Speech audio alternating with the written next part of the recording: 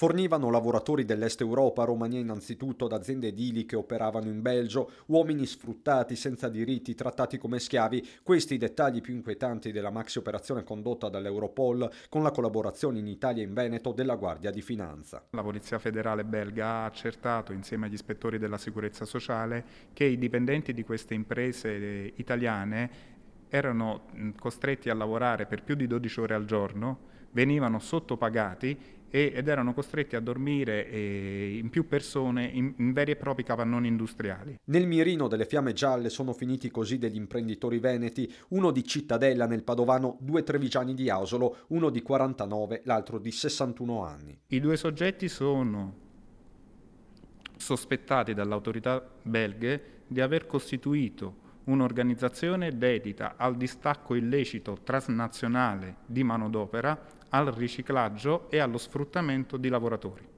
Entrambi sono sospettati dall'autorità belga di aver costituito in Italia, Croazia, Romania e Slovacchia società prive di una reale operatività, vere e proprie scatole vuote che avevano l'obiettivo di evitare il pagamento di contributi sociali e previdenziali in Belgio. In tutta Europa, comprese Spagna e Slovacchia, sono state effettuate 34 perquisizioni, sequestrate 32 auto di alta gamma, molte proprietà immobiliari, 350 conti bancari, 400.000 euro solo in contanti. È un fenomeno estremamente delicato, soprattutto in questo periodo, in questo contesto storico caratterizzato da un'emergenza pandemica e su cui la Guardia di Finanza investe molte delle proprie risorse per le attività di contrasto.